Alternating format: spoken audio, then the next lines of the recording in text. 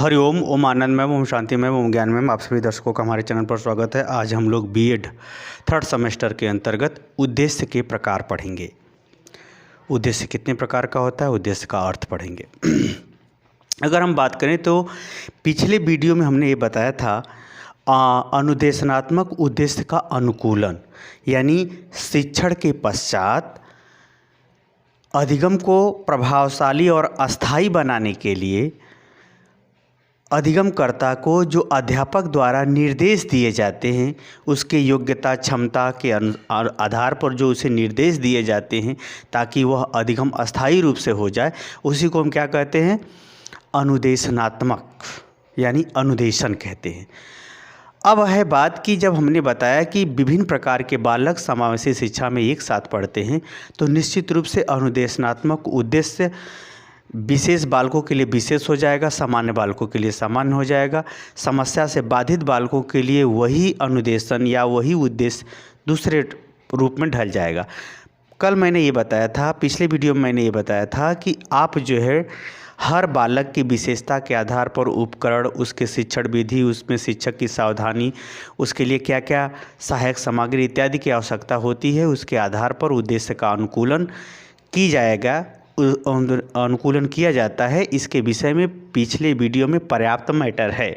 मैंने बताया कि मैं दूसरा पार्ट को जो पाठ्य योजना के अंतर्गत उद्देश्य आता है, यानी शिक्षण का उद्देश्य, उस शिक्षण का उद्देश्य इस प्रकार से अनुकूलित किया जाए या इस प्रकार से अधिगमकर्ता को केंद्र मानकर उनके अनुसार बना दिया जाए ताकि हर बालक सामान्य कक्षा में ज़्यादा से ज़्यादा अधिक से अधिक समझने में या सामान्य कक्षा में पढ़ने में सफल हो सके। तो उसके लिए अनुदेशन को अनुकूल बनाने के लिए हर छात्र को हमको उद्देश्य को जानना आवश्यक होगा। उस उद्देश्य के जाने बिना सामान्य कक्षा में सभी बालकों को ध्यान में रखते हुए अनुदेशनात्मक उद्देश्य को अनुकूलन नहीं बनाया जा सकता है। इसलिए इस वीडियो में हम लोग पहले उद्देश्य को पढ़ेंगे, फिर आगे जो है पाठ्य योजनाओं के अंतर्गत या आगे के वीडियो में पाठ्य योजनाओं को ध्यान में रखते हुए किस प्रकार से हम उद्देश्य को निर्मित करते हुए बालकों को पढ़ाएं कि ताकि सामान्य कक्षा में सभी प्रकार के बालक पढ़ सके। तो आइए हम लोग उद्देश्य को देखते हैं। सबसे बड़ी बात ये होती है कि अब उद्देश्य होता क्या है। जैसे जीवन का उद्देश्य, पढ़ाई का उद्देश्य क्या है? उद्देश्य एक जो है उद्देश्य क्या है, एक केंद्रित क्रिया है या केंद्रित व्यवहार है। उसी को हम क्या कहते हैं, उद्देश्य कहते हैं। उसी को हम क्या कहते हैं, उद्देश्य। हाँ, उद्देश्य वो प्राप्त होगा कि नहीं होगा अलग बात है। जैसे कहा जाता है मैं पढ़ रहा हूँ नौकरी, हमको नौकरी प्राप्त करना हमारा उद्देश्य है। मतलब हम किसी चीज़ को सेंट्राइज होकर के, केंद्रित होकर के हम कोई व्यवहार करते हैं तो वह उस क्रिया का क्या कहलाता है, उद्देश्य।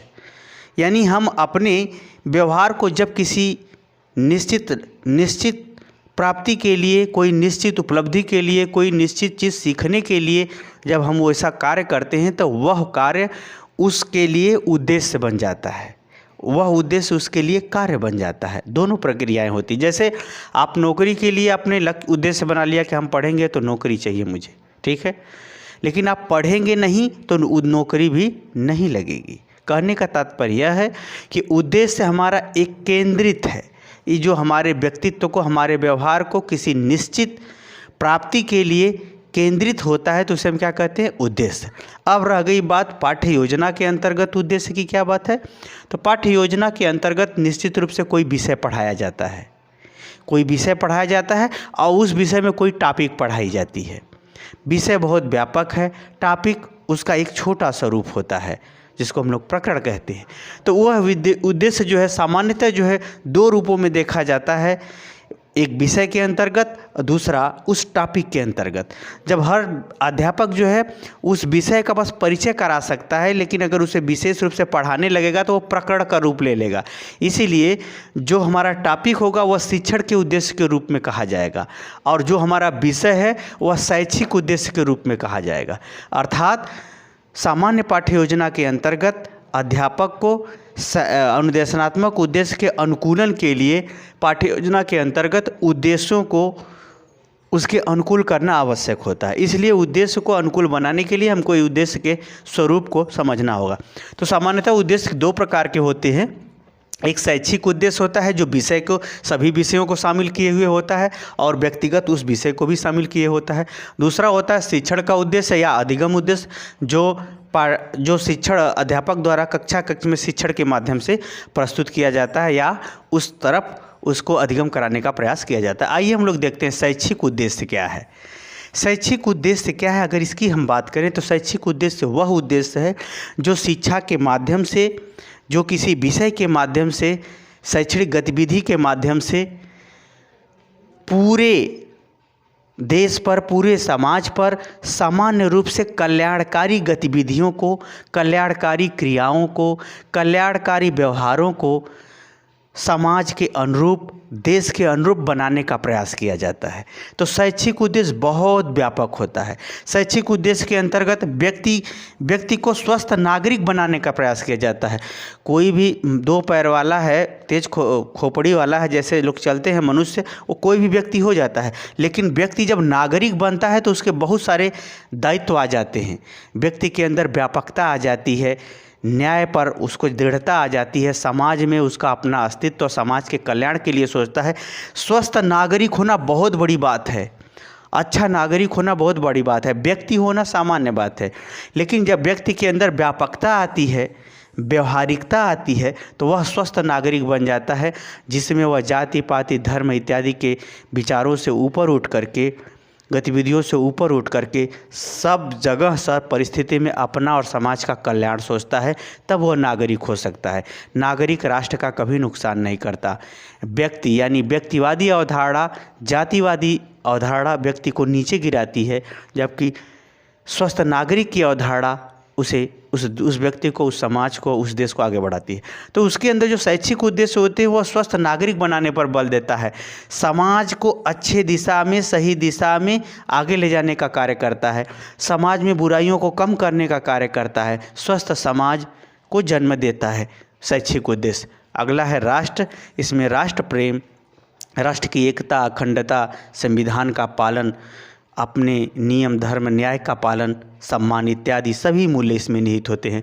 तो शैक्षिक जो उद्देश्य होता है वह अत्यंत व्यापक होता है, जो प्रत्यक्ष और अप्रत्यक्ष रूप से उस विषय के माध्यम से सरकार अपने पाठ्यक्रम योजना के माध्यम से, शैक्षणिक पूरे तंत्र के माध्यम से उसे सामान्य रूप से हर छात्र में विभिन्न विषयों के माध्यम से विकसित करने का कार्य करती है, जिसको आप लोग पाठ्य योजना के अंतर्गत सामान्य उद्देश्य के बारे में लिखते हैं आप, कि हिंदी में रुचि उत्पन्न करना, वीरता के भाव जगाना, वीरता के मूल्य को समझाना। ये सब क्या है, कोई एक ही चीज़ थोड़ी ना होती है। वीरता का आधार अनेक रूप होती हैं। तत्परता और कर्तव्य के दायित्वों का बोध कराना, जो सामान्य उद्देश्य लिखते हैं वास्तव में वह शैक्षिक उद्देश्य होता है। और जिस विषय का लिखते हैं तो उसी विषय का शैक्षिक उद्देश्य लिखते हैं। तो एक प्रकार से जो शैक्षिक उद्देश्य होता है बहुत व्यापक, जो सामान्य रूप से स्वस्थ नागरिक, स्वस्थ समाज और स्वस्थ राष्ट्र के निर्माण के आवश्यक तत्वों और गतिविधियों पर आधारित होता है। और उन्हीं चीज़ों को हम लोग पाठ्य योजना के अंतर्गत शैक्षिक उद्देश्य को पाठ्य योजना में सामान्य उद्देश्य के नाम से हम लोग लिखते हैं। दूसरा अब हम देखते हैं उद्देश्यों के प्रकार में शिक्षण का उद्देश्य या अधिगम का उद्देश्य। शिक्षण का तात्पर्य ही होता है कक्ष में अध्यापक द्वारा निश्चित समय में, निश्चित अवधि में, निश्चित छात्रों के बीच में निश्चित टॉपिक को या प्रकरण को निश्चित अवधि में पढ़ाने का कार्य करता है, जिसमें वह निश्चित बातों को अधिगम करा देना चाहता है या सिखा देना चाहता है। उसी को हम कहते हैं शिक्षण का उद्देश्य या अधिगम का उद्देश्य। ये सब पूरी प्रक्रिया क्या होती है, निश्चित लोगों के बीच में निश्चित अवधि, निश्चित क्रियाविधि के माध्यम से पूरा की जाती है। उसे हम क्या कहते हैं, शिक्षण का उद्देश्य। उसे हम क्या कहते हैं, शिक्षण का उद्देश्य। इसी को पाठ्य योजना में विशिष्ट उद्देश्य के नाम से भी जाना जाता है, क्योंकि विशिष्ट उद्देश्य के अंतर्गत जो टॉपिक पढ़ाई गई है उसमें मुख्य बातों को याद करा देना, समझा देना और उसका जो व्यवहार में उदाहरण दे करके या उसके उपयोग को बता देना शिक्षण का उद्देश्य कहलाता है।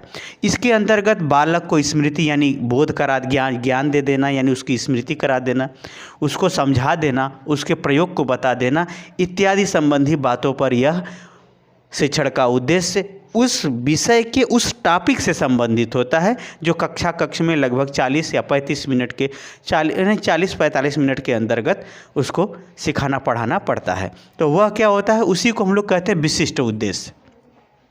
विशिष्ट उद्देश्य ज्ञानात्मक, बोधात्मक, ज्ञानात्मक, भावात्मक, क्रियात्मक पक्ष से ज़्यादा संबंधित होते हैं, जो अधिगमकर्ता को उस टॉपिक को 40 मिनट के अंतर्गत अधिगमकर्ता को सिखाने पर बल दिया जाता है एक अध्यापक द्वारा। तो जब हम अनुदेशनात्मक उद्देश्य का अनुकूलन करेंगे तो हमें इन दोनों उद्देश्यों को ध्यान में रखना होगा, क्योंकि जब दोनों उद्देश्यों को आप ध्यान में रखेंगे तभी आप पाठ्य योजना बनाते समय जो शिक्षण का उद्देश्य होगा उसको आप निर्माण सभी छात्रों और विशिष्ट छात्रों को ध्यान में रखते हुए अनुकूलन कर सकेंगे, ताकि सभी प्रकार के छात्रों को सामान्य कक्षा में टॉपिक समझ में आ जाए। अब मुझे उम्मीद है कि उद्देश्य के प्रकार को आप अच्छी तरह से समझ गए होंगे और इनको किस प्रकार से सभी छात्रों के लिए अनुकूलन किया जाएगा उसके दिशा में भी आपकी सोच पहुंच चुकी होगी।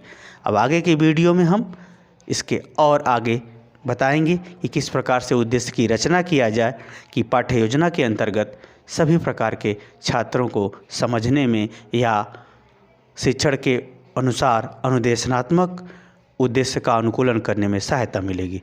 हमारा वीडियो कैसा लगा कमेंट बॉक्स में ज़रूर बताइए। साथ ही मेरे चैनल को लाइक शेयर सब्सक्राइब कीजिए। हरिओम।